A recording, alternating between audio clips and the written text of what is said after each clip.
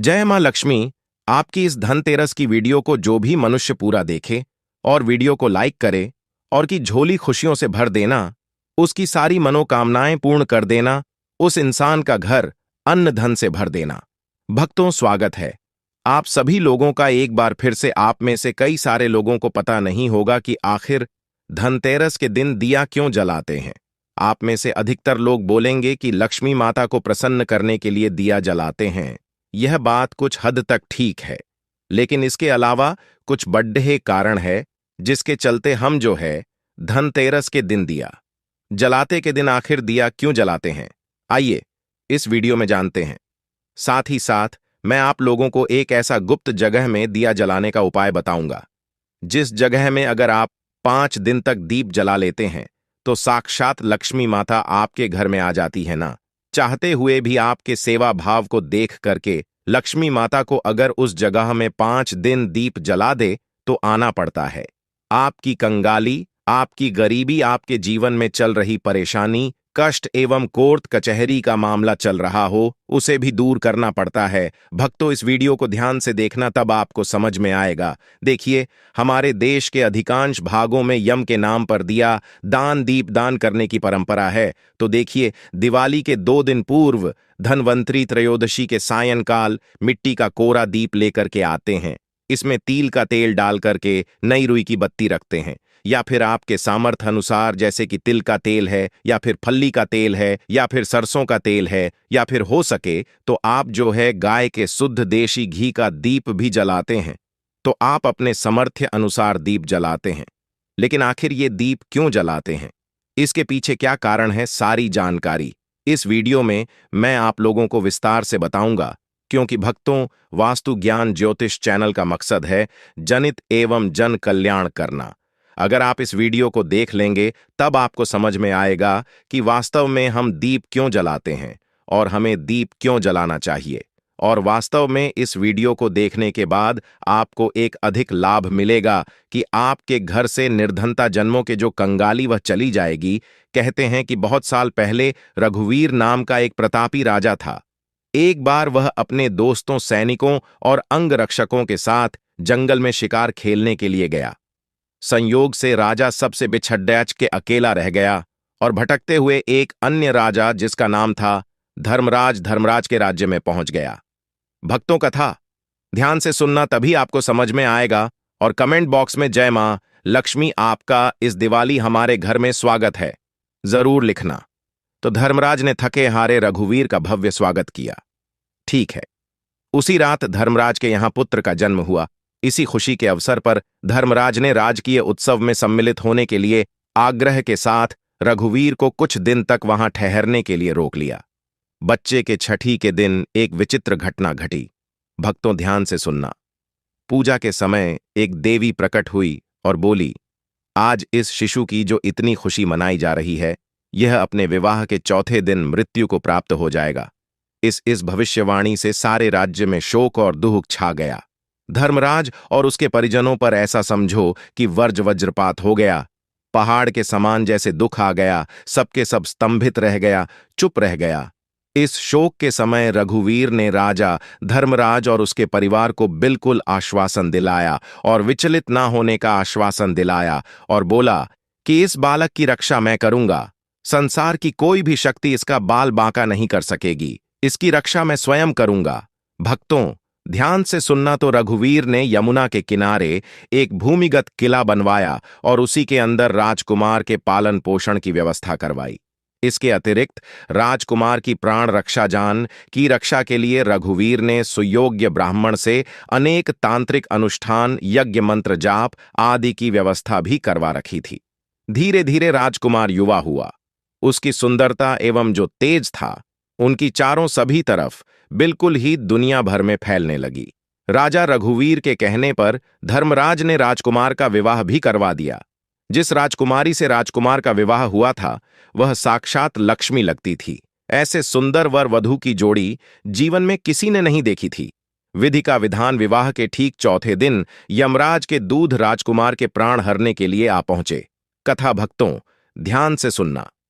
दर्शकों, अब अभी राज्य में मांगलिक समारोह ही चल रहा था कि राज्य परिवार और प्रजाजन खुशियां मनाने में मग्न थे, जश्न मनाने में मग्न थे कि राजकुमारा और राजकुमारी की छवि देख करके यमदूत भी वहां पर आए और विचलित हो उठे। किंतु तो राजकुमार के प्राण हरण का अंतिम कार्य उन्हें करना ही पड़ा। यमदूत जिस समय राजकुमार के प्राण लेकर चले, उस समय ऐसा हाहाकार मच गया। ऐसे दृश्य वहां पर उत्पन्न हुआ जिसे भावुक होकर के यमराज के दो दूत थे, वह भी रोने लगे। इस घटना के कुछ समय पश्चात एक दिन यमराज ने प्रसन्न मुद्रा में अपने यमराज दूतों से पूछा, दूतों, तुम सब अनंत काल से भूलोक जीवों का प्राण हरण करते आ रहे हो, क्या तुम्हें कभी किसी जीव पर दया आई है और मन में यह विचार आए कि इसे छोड़ देना चाहिए, इसके प्राण नहीं हरना चाहिए? ध्यान से सुनना तो भक्तों। यमराज के यमदूत एक दूसरे का मुंह देखने लगे और यमराज ने उनके संकोच को भांप कर उन्हें उत्साहित किया।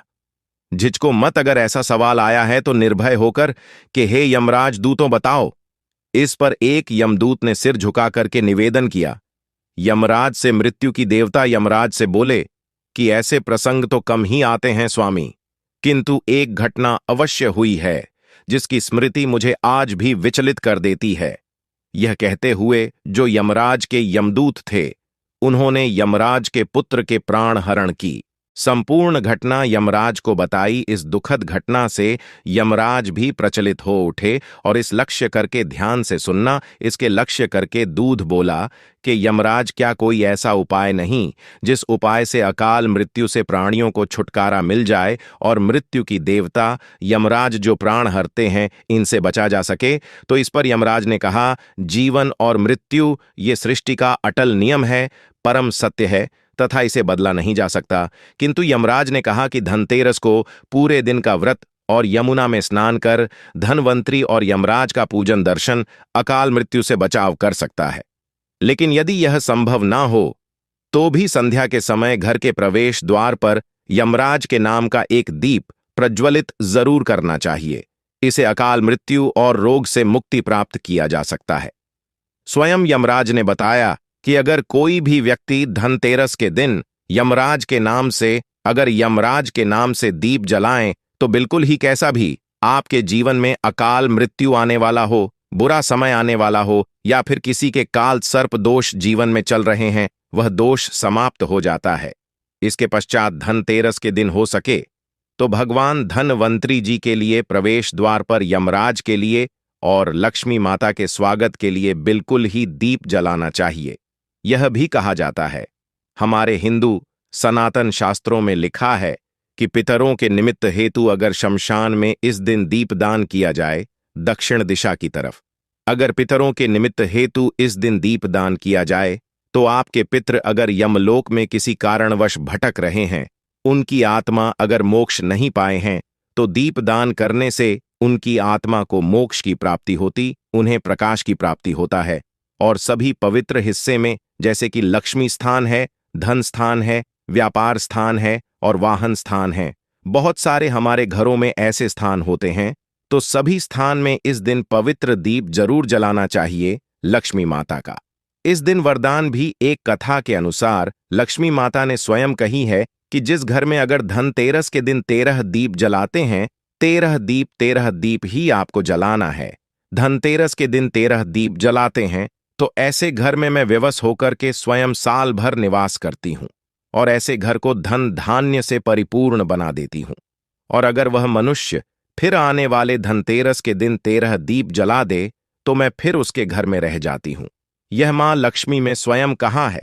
अर्थात अगर आप आजीवन लक्ष्मी माता को प्रसन्न करना चाहते हैं, आप चाहते हैं कि लक्ष्मी माता आपके घर से ना जाए, आपके घर में धन दौलत सुख संपत्ति एवं यश कीर्ति की प्राप्ति हो, तो आप अपने घर में धनतेरस के दिन दीप जरूर जलाए।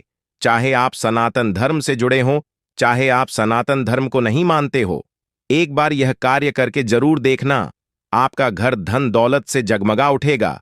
लक्ष्मी माता की कृपा से आपके घर में धन दौलत खूब आएगा।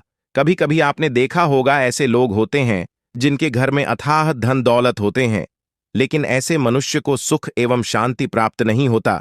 ऐसे मनुष्य के मन जो रहता है बिल्कुल ही में जैसे हम पागल बोल सकते हैं, एक प्रकार के बोल सकते हैं कि दिन भर ऐसे मनुष्य कोमा में चले गए हो, फिर ऐसे मनुष्य बोल सकते हैं, पागल हो गए हो, उन्हें सुख चैन मिल रहा है। तो ऐसे मनुष्य भी इस दिन उनके नाम से भी आप जो है 13 दीप दान कर देते हैं, आप नदी में 13 दीप बहा देते हैं, तो उनका जो मानसिक संतुलन बिगड़ चुके वह बिल्कुल ठीक हो जाता है। और हो सके तो इस दिन धनतेरस के दिन हमारे हिंदू सनातन धर्मशास्त्र में लिखा है, अगर कोई भी मनुष्य धनतेरस के दिन पीपल के वृक्ष, गुलर के वृक्ष और बेल के वृक्ष, ये जो 3 मैं वृक्ष बता रहा हूं, इसे देव वृक्ष बोला जाता है, इनके नीचे दीप जला देता है तो उसके सारे दुख और कष्ट मिट जाते हैं और मां लक्ष्मी उस घर में वास करती है। और आप जो है गुलर पेड़ के नीचे में या फिर आप जो है बेल के वृक्ष के नीचे में दीप जरूर जलाए। हमारे हिंदू सनातन धर्म शास्त्रों में लिखा है, जो मनुष्य बेल के नीचे में संध्या काल में दीप जलाते हैं, धनतेरस से लेकर के आपको भाई दूज तक 5 दिन जलाना होता है। 5 दिन नहीं, आपके समर्थ नहीं है तो आप जो है 3 दिन जरूर जलाएं। अगर कोई मनुष्य शाम के समय में 3 दिन अगर बेल वृक्ष के नीचे में धनतेरस और अमावस्या अर्थात दिवाली, तो 3 दिन अगर दीप जला लेते हैं तो लक्ष्मी माता ने स्वयं क्या, क्योंकि जड़ में समस्त तीर्थ निवास करते हैं, बेल के माता कात्यायनी इनके पत्ते में निवास करती है और इनके मूल भाग में भगवान ब्रह्म जी निवास करते हैं, इसके मध्य भाग में भगवान विष्णु तथा पेड़ के संपूर्ण हिस्से में भगवान शिव निवास करते हैं। बेल के वृक्ष माता पार्वती और लक्ष्मी माता के स्वरूप कहे गए हैं और ये साक्षात भगवान शिव को इनके पत्ते चढ़ते हैं, समस्त देवी देवताओं को चढ़ते हैं।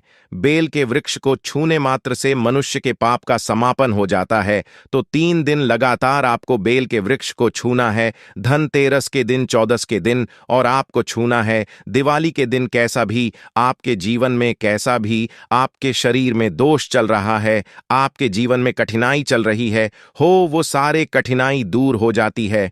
और 3 दिन लगातार आपको दीप जरूर जलाना है बेल वृक्ष के नीचे में। बिल्कुल आप खुद देखना, लक्ष्मी माता आपके घर में आकर के आपको किसी न किसी माध्यम से धन दौलत प्रदान करेंगी, चाहे आपको रोजगार देंगी, चाहे आपको व्यवसाय के माध्यम से धन प्रदान करेंगी, लेकिन किसी न किसी माध्यम से आपके घर में चारों दिशाओं से धन आना शुरू हो जाएगा और देखते ही देखते आप कुछ दिनों के अंदर में धन दौलत से परिपूर्ण होकर के दूसरे को बहुत ही ज्यादा दान देने में समर्थवान हो जाएंगे। तो आशा करता हूं कि छोटी छोटी जो जानकारी होती है, जो लोग मान ले तो भगवान हैं और नहीं माने तो देखिए, हम मानते पत्थर की पूजा क्यों करते हैं? क्योंकि पत्थर में हमें भगवान नजर आते हैं, भगवान दिखते हैं। और नहीं मानते तो भगवान हमारे सामने में खड़े वो भी पत्थर तुल्य है, तो आपको इसे मानना चाहिए। हमारे सनातन हिंदू धर्म के बातों को झूठ लाया नहीं जा सकता।